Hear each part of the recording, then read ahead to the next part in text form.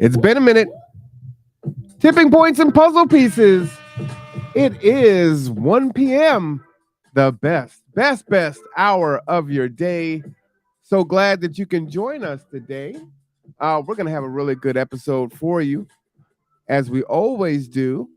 If you have not been up to date on the episodes, or if you've missed one, now Tipping Points and Puzzle Pieces is in podcast form on YouTube. So you will see all of the episodes together. Just go on to YouTube at The Conduit and you can find it there. But with no further ado, let's bring forth the man of the hour, the person who has many of the answers but needs your piece of the puzzle to make it all work, Mark Boatwright Frost.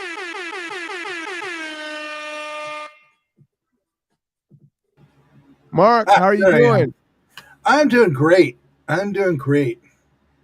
Though looking at the picture behind me of Folsom Lake's making me thirsty. Oh man. Yeah, we talked about that before. Yeah, that picture was from like 3 or 4 years ago during the last round of big drought in California. And, see that dry grass way over there? Mhm. There's a marine. There we go.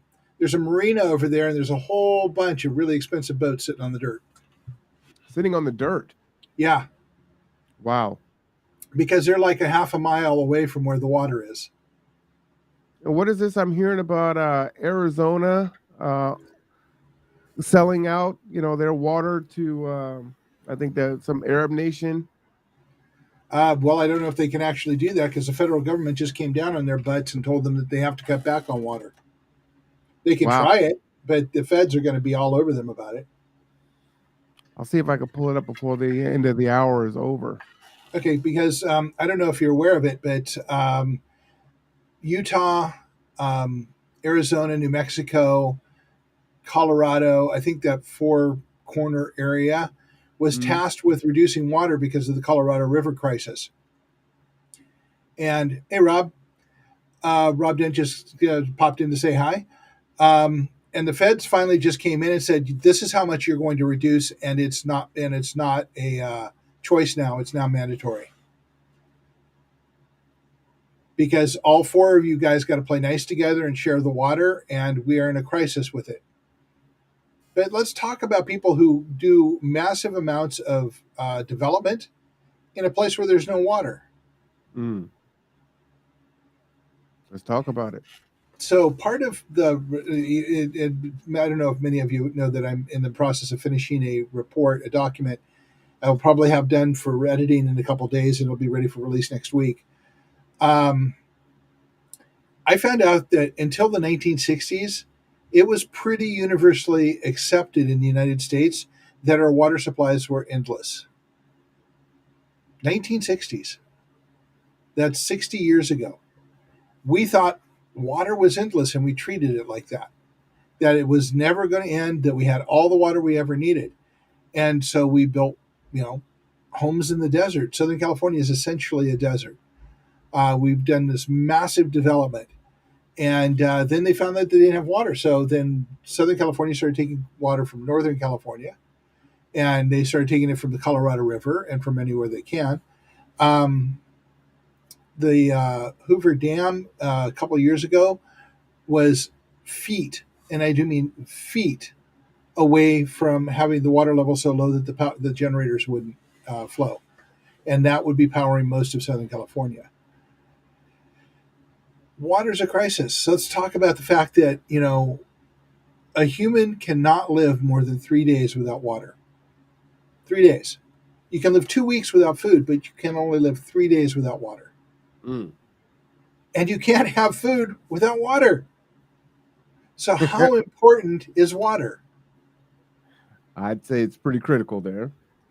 And yet we treat it like it's nothing. The CEO of Nestle, the former CEO of Nestle, and I suspect that's why he's former, said that water is not a human right. It is a commodity to be controlled by corporations. How does that make you feel? Kind of powerless. As I sip on my water. So water's a big issue. Um, so let's switch the topic a little bit. Let's talk about power because you're feeling powerless, right? So Mm-hmm. let's talk about power. We haven't upgraded the grid significantly since the 1960s. We passed on we, meaning the power companies, passed on technology that would have made it more efficient to measure where outages were and what's going on with the grid, especially after the massive power outage in 2004, which took down most of the Northeast and put 10 million people without power, some up to 2 weeks. We have an aging grid that they talk about, but they never really do anything about. So it's like, wait until the next news cycle, it'll go away. But we are living, as we are pointing out right at this very moment, we are living in a digital age where we require reliable power to power the internet that we are now broadcasting across, to power the cameras that we are now podcasting through, to power the computers that we are using, to power our phones, our tablets, and our means of communication. I mean, how many people have an old style telephone plugged into the wall, which also requires power? But we all live in a digital age, but our power supply is not digital. Think that should be addressed along with water. Ooh, there's quite a few things that we need to do simultaneously. Just to that end, I was in a transportation equity meeting just before our podcast, and again, US Dot and WashDOT is looking on how to electrify the state of Washington in regarding our vehicles in an equitable way. And it's a foregone conclusion. The train is 15 stops already passed, and we're not going backwards. But they haven't thought half of it through, and there's so much work to be done. Same issue. You need power to create the charging stations. You need reliable power. If that power goes out, you can't charge your car. Well, and the frustrating piece about it is, we got to do it yesterday. Absolutely. But we have to think about what we're doing.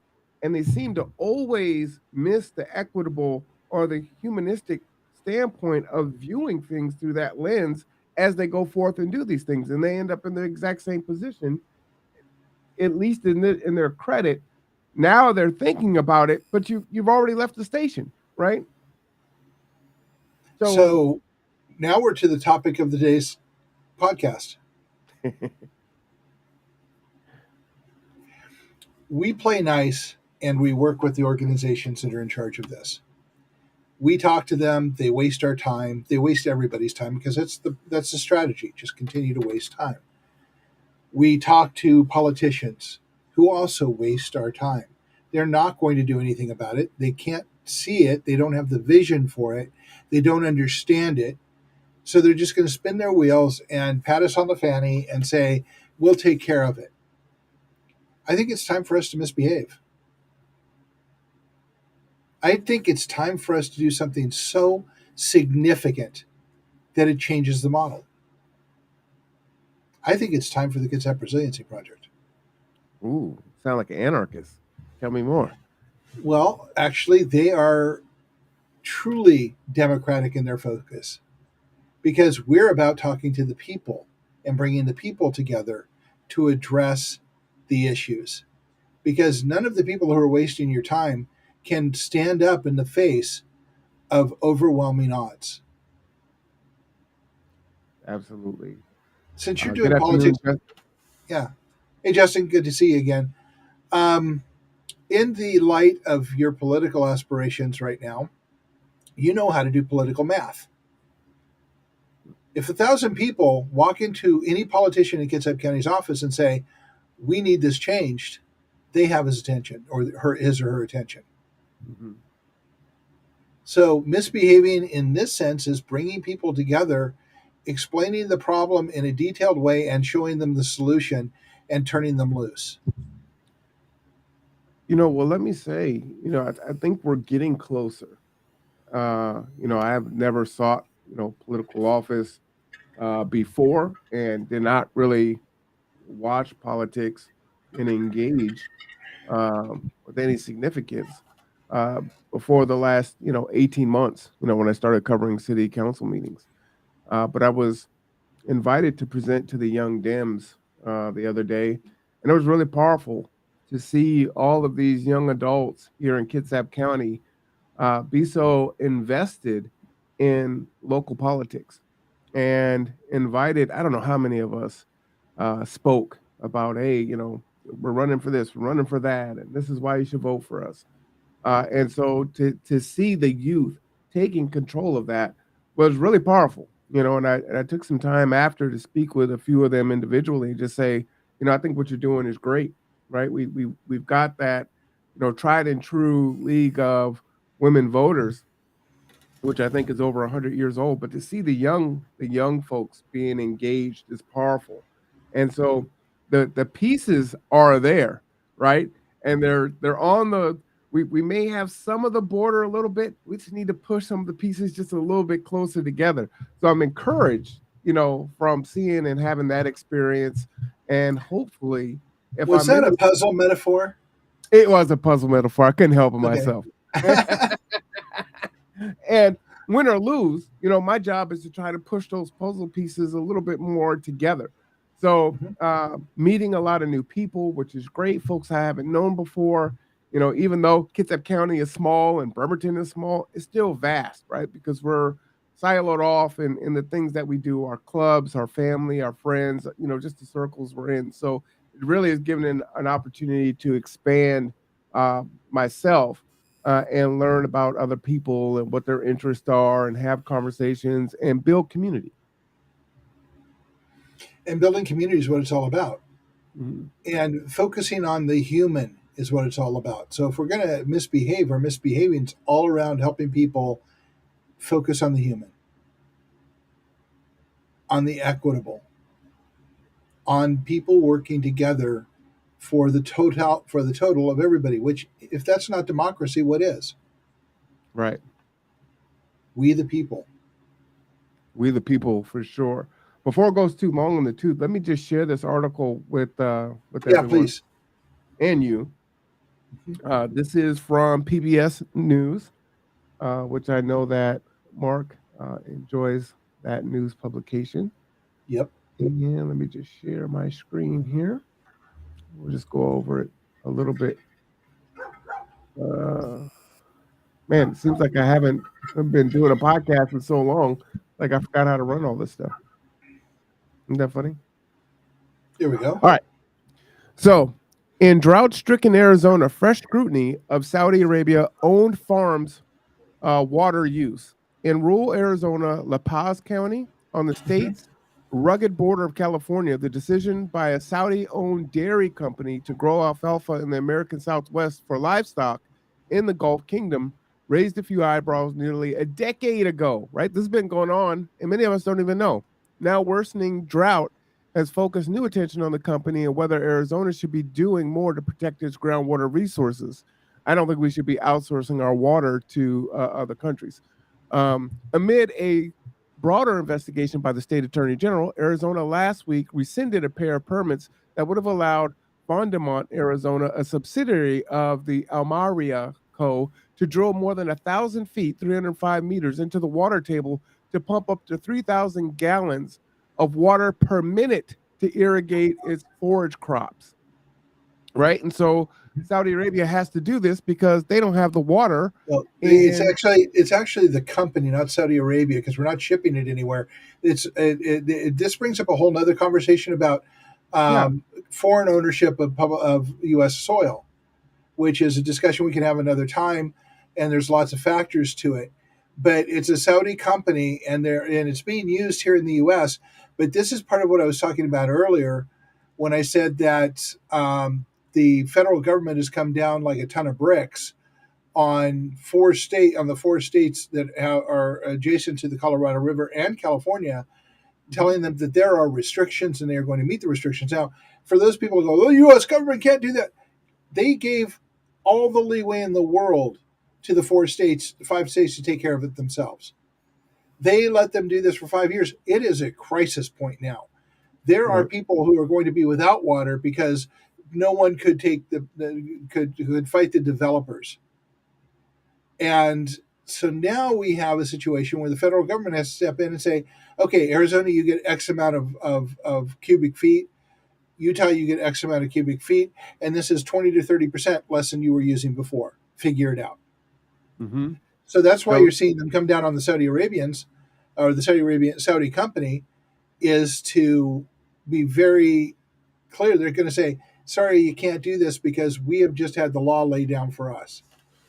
well, and let me just read this last paragraph. But again, Okay. remember, this has been happening for a decade, right? An Yep. interviewer with the Associated Press, Attorney General Chris Mays, said she thought most Arizonians see it as outrageous that the state is allowing foreign owned companies to stick a straw in our ground and use our water for free to grow alfalfa and send it back home to Saudi Arabia. And that's what I mean by outsourcing our water. Not that they're So, shipping the water, but they're using the water to grow the alfalfa and then they're shipping the alfalfa to Saudi Arabia, right? We just wow. can't, in the midst of this epic drought, afford to do dumb things with the water in the state of Arizona anymore. Well, and so the alfalfa is one part of it, but they also have dairy farms. And dairy cattle take a lot of water. Milk production takes a lot of water. And they're not talking about that. They're talking about specifically the alfalfa. Now, initially, I thought the alfalfa was being grown to feed the cattle and the dairy farms. 3,000 Apparently not. gallons per minute. Oh, God, that's nothing. Central Valley of California, which has drained their water, has been doing that for 50, 100 years to grow almonds, oranges, grapes, all kinds of things. But you drain the aquifer, it's a 10,000-year recharge. I don't know about you, but I can't stick around for 10,000 years to watch the water come back. Yeah. And that's if we have water, and that's depending on water falling from the sky on a regular basis, which we can't guarantee anymore. Face it, folks, climate's here to change. It's to stay. With all of the dominoes on the table ready to fall, climate is the one that's going to be, that is right in our face now. It is here to stay. It is going to change things dramatically. It's going to create food shortages. It's going to create deaths from storms and from heat. And no one to this point has taken a stance on it. So we have to come together and take a stance because nobody else will. And if that's anarchy, if that's, rebellion, I think of it as democracy. It's about people coming together and taking control of their future. And that's, where we have to go. And if that in the global sense of our culture, that's misbehaving because we should just continue to get our fannies patted and ignore the problems. Keep our head in the sand. And you guys have heard me on this now for 2 weeks, because I've been working on this document for a month or so, and I'm coming close to the end of it. But I also had to go back and re-research a whole bunch of things and look at a whole bunch of things in a new light. And I'm not sleeping so well at night. Mm. It's pretty interesting out there, and if we don't do something very soon, there's not going to be a lot to do.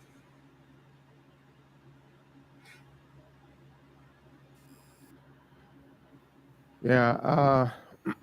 We're talking about water right now. Did you catch in the news where they were talking about Florida may have broken the record for the ocean's temperatures? Yes, saw that this morning. Mm-hmm. I haven't gotten a chance to get into it because I've been running around like you usually do. Um, but yeah, it's killing the coral off Florida. It's changing the sea life patterns. I don't know. Did an ancillary discussion about the same thing? You heard about the snow crabs disappearing in the North No, I Atlantic. didn't hear about that. Yeah, they were billions of snow crabs. The snow crab season basically fizzled away because there aren't any snow crabs because the water has warmed up too much. It is thought that they have migrated north and to colder waters. Really? And while we're talking about water, I want you guys to think about something. Okay, 3% of the water on this planet is fresh and drinkable. The vast majority of that is locked in glaciers and ice shelves. Ice shelves are melting into the salt water. Glaciers are melting and running off into the oceans. So the vast storage of our fresh water is degrading into salt water by melting and going to the oceans and running and doing runoff. Um, we're in a bigger crisis than we think we are, and we need to come together and make some decisions about it. We need to be capturing rainwater. We need to be recycling water. We need to be looking stringently at our wastewater treatment processes and make some serious decisions about where we're going to go with those. And there was a company, and I just did research on them to see where they're at, and I couldn't find if they exist anymore or not. But they pioneered small scale wastewater treatment for the neighborhood, which would bring water back up to potable levels. Vastly automated, beautifully designed, reasonably inexpensive wastewater treatment facilities that looked like a house that you put in your neighborhood. And it handles all the neighborhood's waste. But it would require the developers to pony up to put it in. Mm. And no one wanted to tackle that because the developers would say, well, we'll just go somewhere else. Except that they don't really, to me, that's kind of an empty threat because they don't really want to go anywhere else. They just want to get what they want to get and not have to pay any money for it. Right. And let's talk about developers and responsibility of developers. Have you been following the news of going on in Palos Verde, down in California? Update.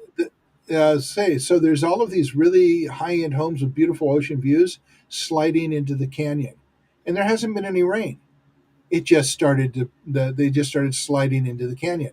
Now this area has been known for years as unstable land, and these homes have been there for 30, 40 years, and they're really nice, beautiful mansions on the hill that are now moving into the canyon. 12 of them have started to slide. 10 of them are in the canyon. 2 of them have been marked, and about another 20 have been tagged as dangerous. Really? But it was a known risk. Matter of fact, on the road through Palo Verdes, there's a sign saying road is known to move. Mm. And let's talk about our own backyard, Oso, and the fact that all of those homes were washed away in a landslide. And it was a known risk, and it was built anyhow. And let's talk about even in our own backyard. We have in Bremerton, Perry Avenue, not Perry Avenue, Lebo, Moweton Way. Just as you go past Cherry Street, there's but before you get to the Y turnoff, there's a brand new multi-unit development there right next to the little liquor store that completely occludes the view of the building behind it. Mm. The only purpose for that building is to occlude the views of the building behind it. They aren't really well designed. They're not wide enough to be a really good design. They're not in any hurry to finish it, but there it is sitting there. We have developers developing for all kinds of reasons, and the only reason that they don't develop is for people to live in the houses comfortably. The reason they develop is for money. The trouble is that we're the ones that have to live in the houses. But we're also the ones that give them the money. It is true. But they get benefits from all kinds of places. And when coming together as people, we can actually address that. We've had water technology that we could recycle water in our home for about 40 years, 50 years now. Really? But it's not part of the houses because it's an extra expense that no one saw a reason to need because water's endless, right? Well, it's not endless, although people think that it is. While we're speaking, I'm just going to put some of the negative impact of our oceans warming. Coral bleaching is one that you had mentioned, right? Migration of fish out of zones that they're usually in. New England has got an issue with sharks being more visible and more sharks turning up in the Northeast because the migratory patterns of the fish and the recovery of some fish have brought the sharks in.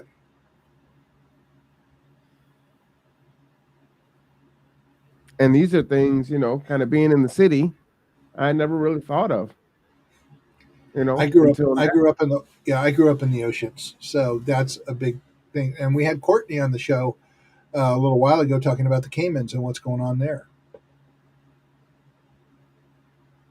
So we've got sea So, level rising, warmer oceans contribute to the melting of the polar ice caps and the glaciers, which results in higher sea levels. and the polar And ice caps are fresh water. that's fresh water. Disruption of the marine ecosystem, which you were talking about, right? Mhm. And those organisms we rely upon, which can be very destructive for us. How do I pronounce this? Ocean acidification.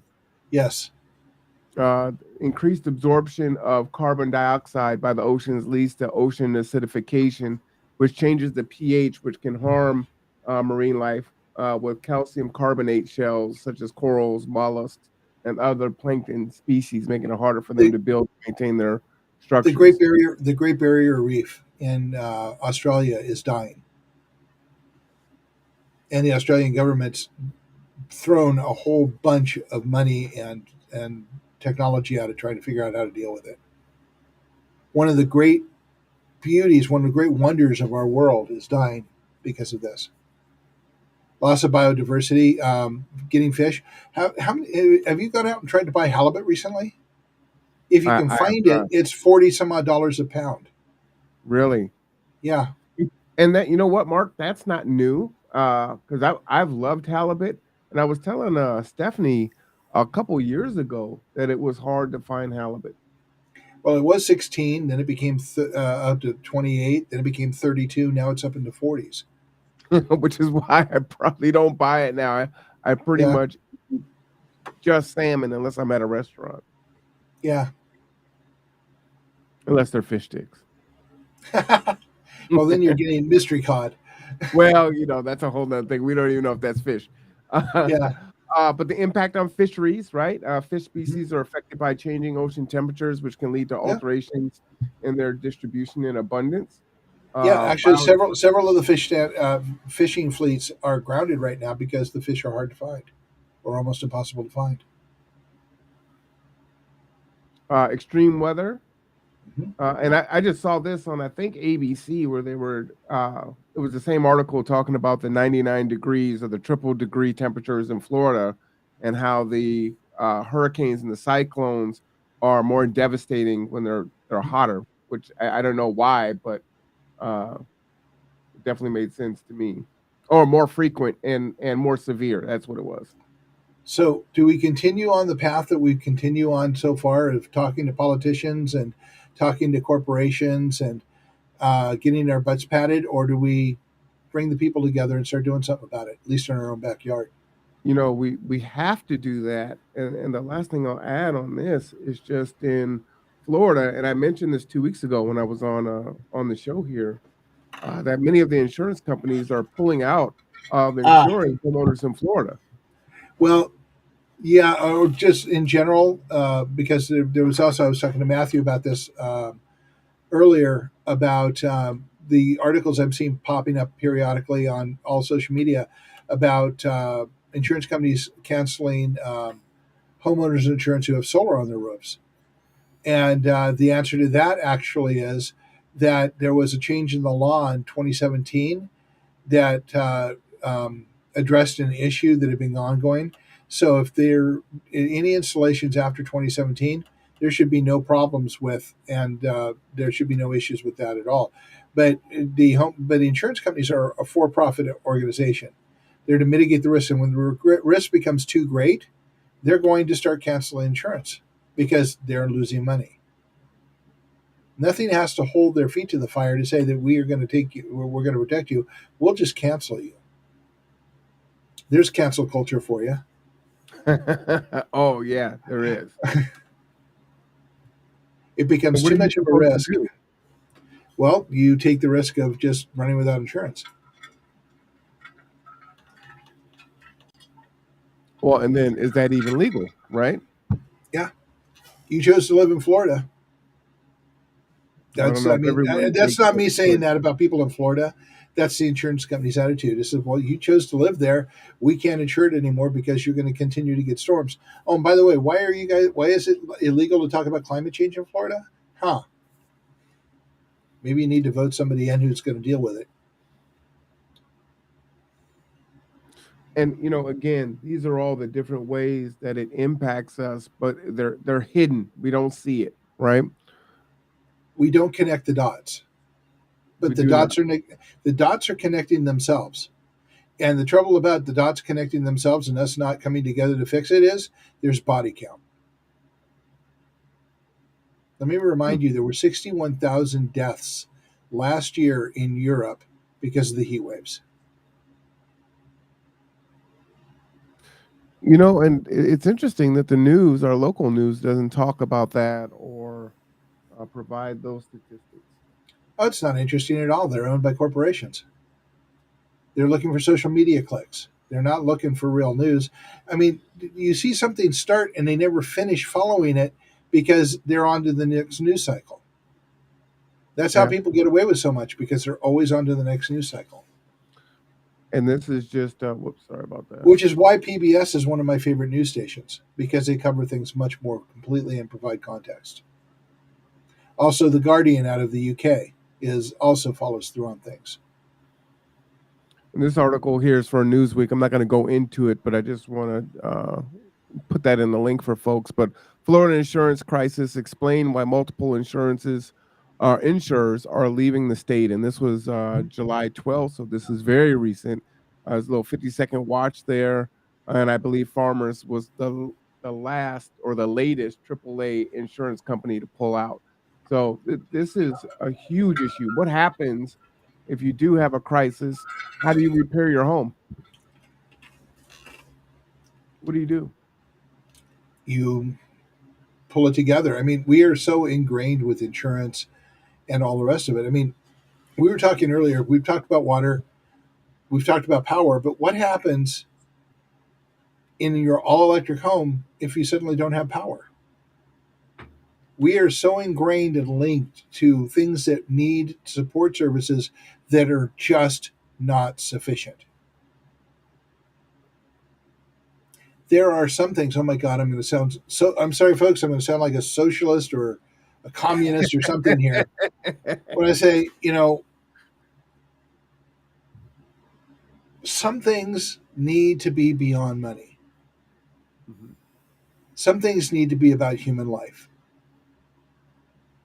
And water and power and food need to be available. 100% for that. Let me give you a horn. Yeah, for sure. And that's just, we need to come together. And so far, I mean, it's like a shell game where the P that's in the middle, they're getting rich, and the P in the middle, we're chasing the P, trying to find out under which shell it is. And while we're doing that, we end up with no food, no water, and no place to live, Mm-hmm. and no power to watch TV anymore, or whatever, or power our phones. Well, and the thing is this is going to sound, you said misbehave, right? This is going to sound Yeah. radical, but we can do it. And COVID showed us that we could, right?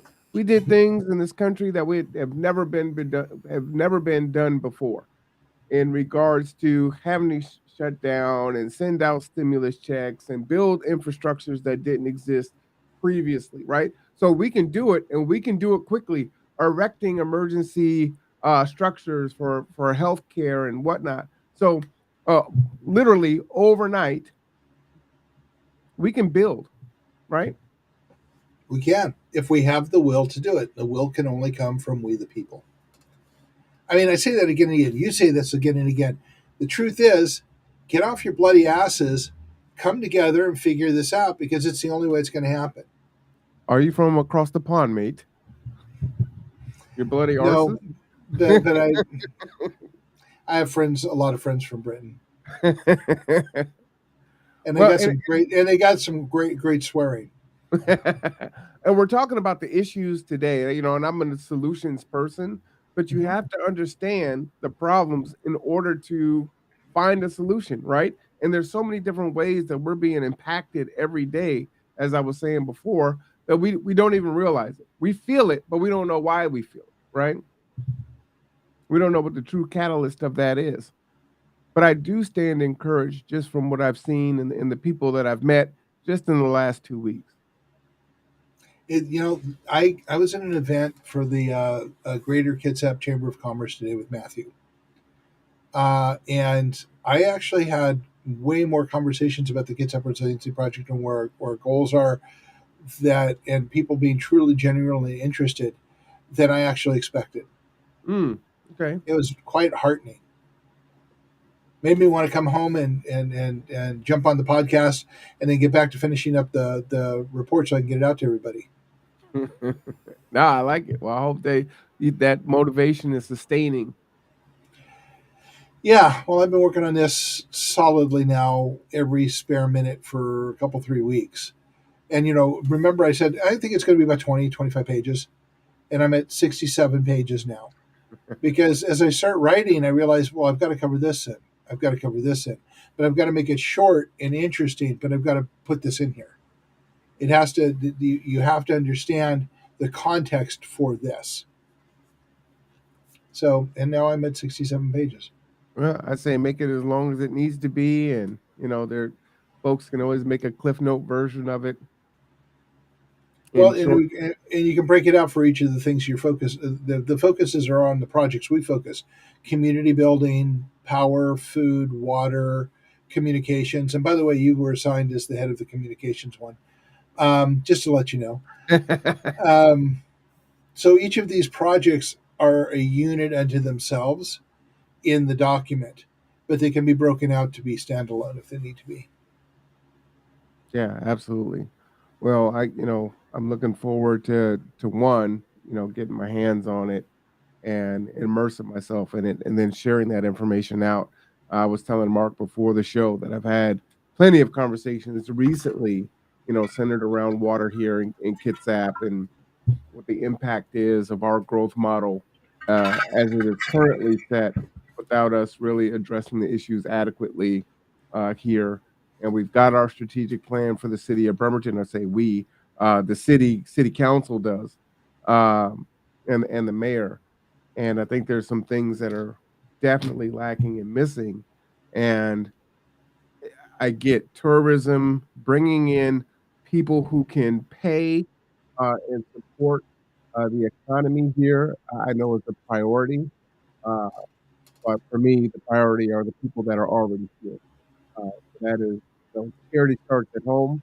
We got folks that are right here. So instead of focused on bringing more people in to bring dollars in, which is, important, right? We need money to do things. We have to take care of each other first. That has to be the priority.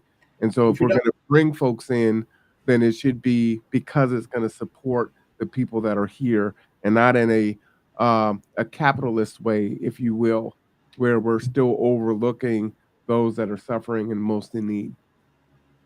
and lack opportunity. We've Mhm. got to create. If this does not create opportunity, then why the hell are we doing it? Right. That's how we got here, And we and can. we can. I have been doing this for a long time now, and when I sit down to write out a project, I look at the project and say, how can I make this a win-win? How can I create it so everybody comes out ahead? And if I can't find a way to do it, then I'm doing it wrong.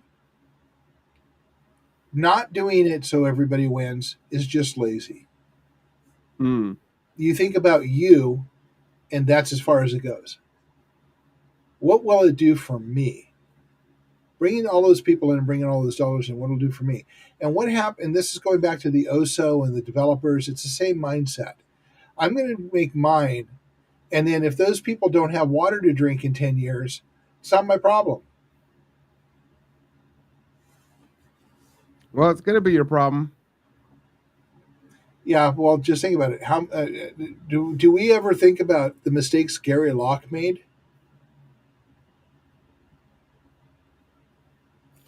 Uh, I can't tell you what the mistakes are that Gary Locke made.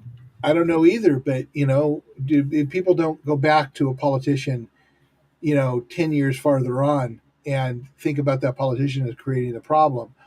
They blame whatever's in power at that moment. It's the way the American people work, right? Um, Well, usually they'll blame the the political party before, right? right. Even if they Or have the to one in power back and now. No, they blame the one in power now. But the whole point is that nobody goes back and blames anybody. We need to stop that. We need to start looking at things going forward and find wins for everybody. And that's just a matter of being able to focus on that type of solution. Speaking of wins, I have a question for you because I've been watching your show on the city council, and I you've saw been Jennifer. watching my show at the council. I wouldn't call it my show, but yeah, okay. And so I was watching Jennifer Chamberlain talk about very stirring conversation about her 4 minute piece on the camping ordinance, and Mhm. saying let's just take that off the table and continue to work on it. But I didn't actually get the solution. Do you want to fill everybody else in on what's going on with that? We've Yeah, got a few well, minutes left. right now there's still no solution. I believe they would like to invoke the Lakewood model, if I'm not mistaken. There is, I think it's study session this Wednesday, or today, this evening, and then so they're going to talk about it again tonight or during city council, and then next Wednesday, the following Wednesday, I believe is when they're going to push through the ordinance. And then at that point, we'll see what happens. I could tell you that many of us aren't happy with what the city is doing. Now, what they're saying is they have no choice because what currently stands is illegal. Um, my frustration again is just what I was saying, right? During COVID, we did things that we've never done before. And if we are government and we make laws, then we need to make the laws, right? My frustration is yes, you can go and look around the country for high impact practices. I hate best practices, but we are unique to us, right? We're here on a peninsula. We've got the shipyard. We're 30 minutes, on a foot ferry from Seattle. So we have all these different things that other, cities and municipalities don't have. So let's find our own answer and solve the problem. But we seem to just look around. Well, what can we do here? What can we do there? And so that's very frustrating to me. And if you're making the policies, if you're making the law, then say, you know what, we're going to go ahead and solve this. And if you're looking at it from a humanistic standpoint, but we're looking for a win for everyone, and capitalism still reigns supreme. You want to bring some dollars into Bremerton, you want to bring dollars into Kitsap County, solve homelessness, because now you will be the expert that goes to the other cities and the other municipalities to show what you did and how to implement it, because everyone's looking for the answer, right? So stop looking around and saying, well, what should we do? What can they kind of did this, they kind of did that. It didn't solve the problem, right? It's still an issue. So that's my thought on it. So I do encourage people to tune in to city council, make public comment in writing. If you can't show up and make your public comment, they do read it. Your voice is heard. Many voices is what gets things moving. What Mark was saying is absolutely right. If 1,000 people came to city council and said, "Hey, we're all speaking in one voice, and this is what we want," yeah, stuff is going to change, and you can see that with many of the folks that are coming here and migrating because it's cheaper to live here in Kitsap County. Not for us that are in the county, but those that live in Seattle, work in Seattle, or we're living in Tacoma, whatever the case may be, saying, "Hey, we want bike lanes, we want this, and we want that." And what's happening? They're getting their bike lanes because they're filling up and they're talking to their local politicians and demanding it, right? We just need to come together and do that, and we can make that change also. Yep. Could you take a second and talk about the camping ordinance and what it is? Ooh, not with the full education. Let me see if I could pull it up. There's a summary here. Give me just a second. Let me see if I can pull it up. You put me on the spot there, buddy. City council. So, for all of the rest of you out there, we can't play music on here because we get the copyright hits. So for all of you that are listening to this program, just turn your Spotify on and play "Power to the People." So can't hit us for suggesting you listen to music on your Spotify account. No, what I'll do here is I'll just refer here to the Kitsap Sun's article here on July 3rd. Why unauthorized camping laws aren't enforced and what other Northwest cities are doing. This article was by Philip Kinn, and this was on July 3rd, like I said before. Uh, in '09, 6 homeless or recently homeless people sued the city of Boise for criminalizing them for camping on the street. 10 years later, 2019, in the case that became known as Martin versus Boise, the Circuit Court of Appeals ruled against the city on the basis of the Eighth Amendment's prohibition of cruel and unusual punishment. The language of the decision was clear. As long as there is no option of sleeping indoors, the government cannot criminalize indigent homeless people for sleeping outdoors on public property or false premise they had a choice in the matter. As soon as Martin came out, the West Coast cities lost one of their most used tools for hiding the most visible signs of homelessness. True story. Most cities had municipal ordinances banning camping in public spaces, which they then used to clear encampments. Now these ordinances would likely be illegal. Cities in Kitsap immediately reconsidered their own ordinances, which is where we're at. At the time, Poulsbo and Bremerton banned camping in all public spaces, while Bainbridge Island only restricted camping in parks. Port Orchard's ordinance passed in 2016 was already non punitive unless there were available shelter beds. So far, none of the cities have changed their ordinances, which Bremerton will be changing theirs probably in about 2 weeks. Instead, at least one city, Bremerton, has relaxed enforcement of its ordinances. For example, the city issued 18 citations for public camping in 2018, but just one in the year after the Martin decision. And so, you know, one of the things that they are in discussions of doing, and I really want you to put yourself in the position of someone who's unhoused. Let's say you have a tent and you're living on ML King, right? Because this is the biggest spot they're looking at. And they say, hey, you can't be here. It's illegal for you to be here. The ordinance would say, okay, not only can you not be here during this time, right? You need to be out of the area. It's not going to be good enough for you to pack up your tent, right? Let's say you've got your luggage and you've packed it up into this luggage, and you've got one big luggage and maybe a carry-on that you can stack together, right? And you're just kind of existing down there. You got a chair or whatever. Nope, you can't do that, right? That would be illegal. But it's not illegal for the mother who's got her stroller and all of her bag with all the stuff to take care of her kiddos. That would be pretty much the equivalent thing, right? That wouldn't be illegal, but this would.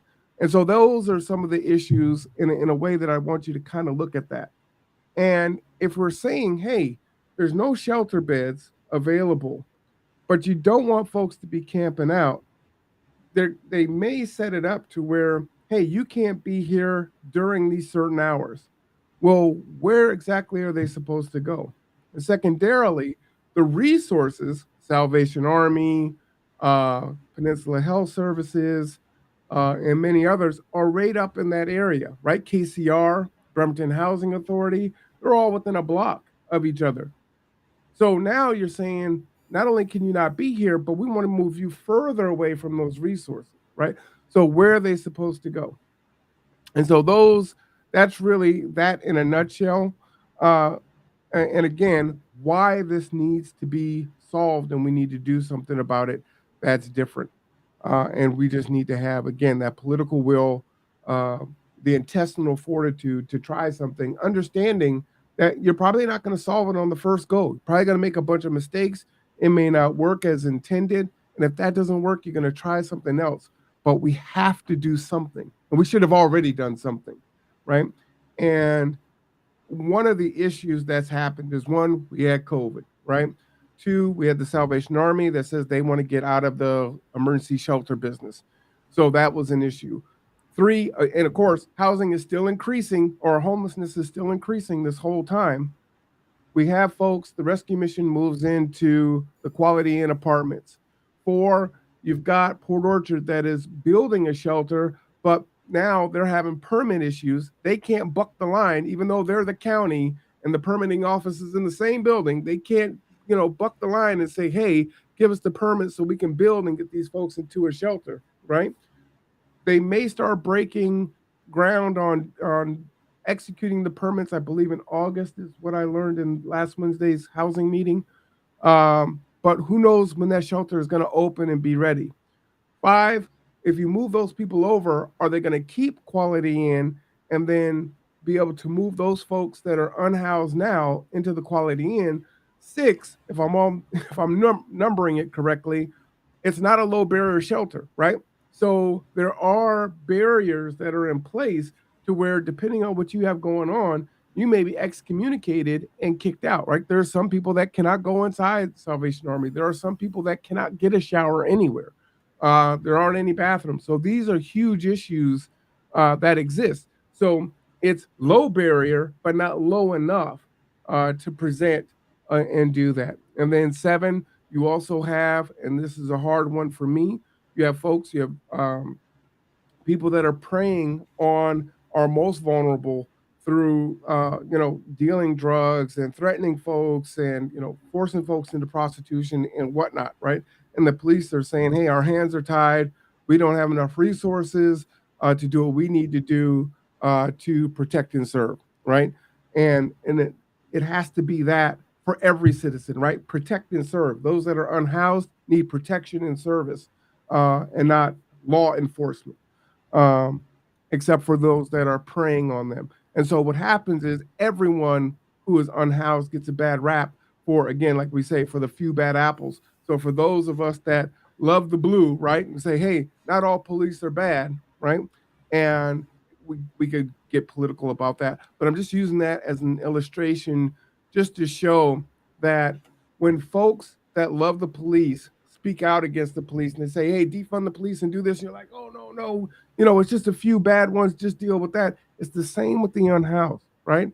People didn't ask to be homeless. People didn't ask for the situations. They found themselves in this situation, however they got there, and they're there. So how do we help them? How do we love on them to get them to a place of security, right? If you need 3 times the rent, if you need first, last, and deposit in this town, and it's $1,500 a month for rent, that means you need $4,500, uh, to be earning in order to move into a space. My space next door, I think, is 1,400. I believe is what it goes for. Right. This is a very small 2-bedroom duplex. So how do you get someone to that point where they can even do that and then sustain that? Right. What job are they going to be able to earn? Do they have a history of positive rental history? Nope, because they're unhoused. Right? Have they been on a job for 2 years? Nope. Do they have the job skills? Nope. Are there jobs for them? Nope. So there's all of these issues, but then we're saying somehow pull yourself up from your bootstraps, make it happen, and we just have to deal with it.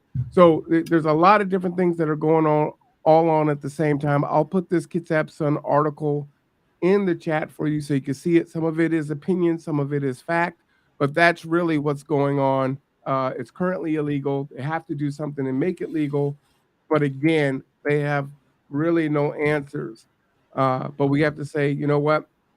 I get there's different pockets of money, right? Hey, there's $5 million to do a roundabout over there by the Norm Dix building.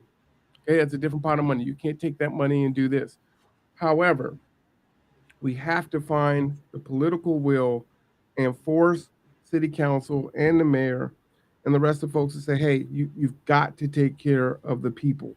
We do a construction site, there's a porta potty. We have a festival, there's a porta potty. We had a picnic a couple Fridays ago up at the Old West Park, which I always forget the new name, right? And they had porta potties just for that event, right? We can do it. We have our parks. Show up to a park, you get a porta potty, you get a bathroom. We can do that. We should do that. We have to do that. So I would change one word of what you said there. Sure. Instead of political will, I'd say human will. Because we have to start rethinking it. politician and politics and democracy are supposed to reflect the needs of humanity.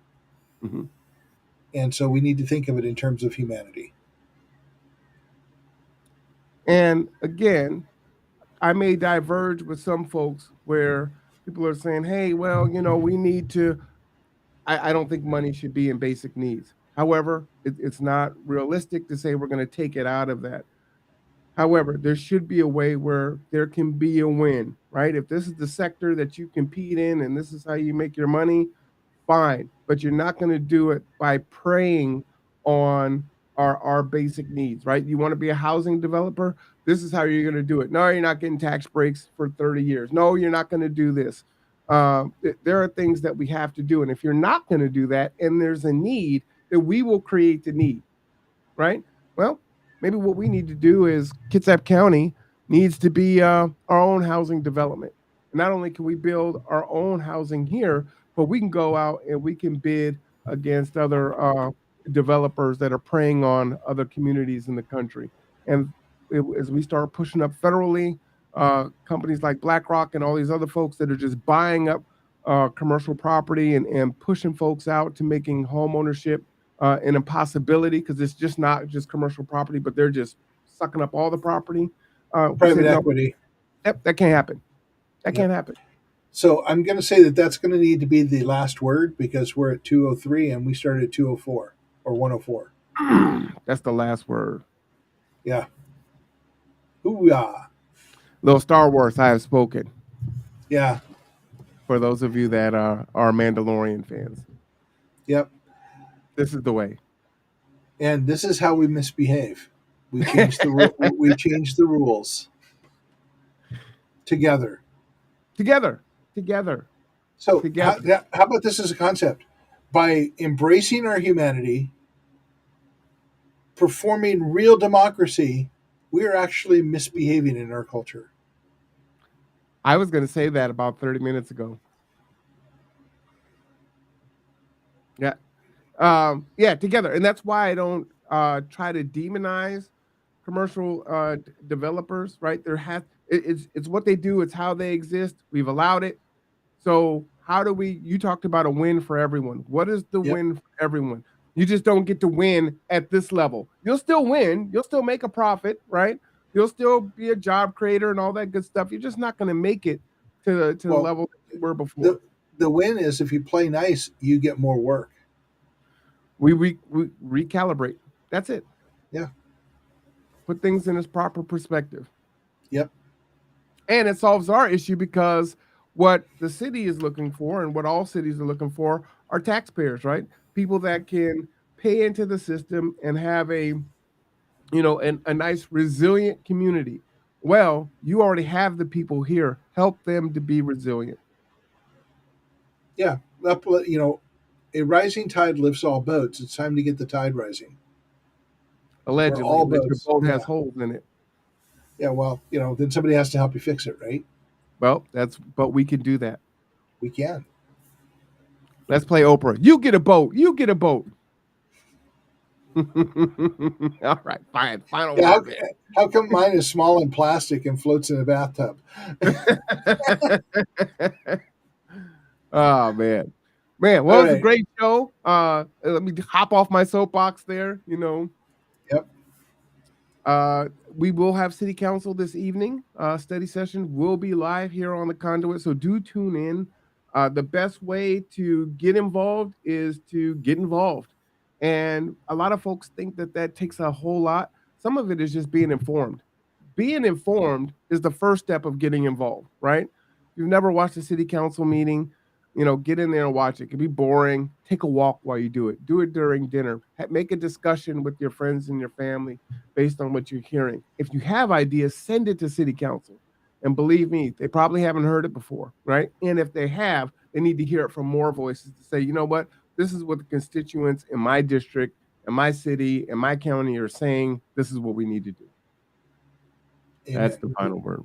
All right. So for Mark Boray Frost, I'm Marwan Cameron. This is Tipping Points and Puzzle Pieces. You're on the Conduit Network. We thank you for tuning in. We'll see you tonight at 5.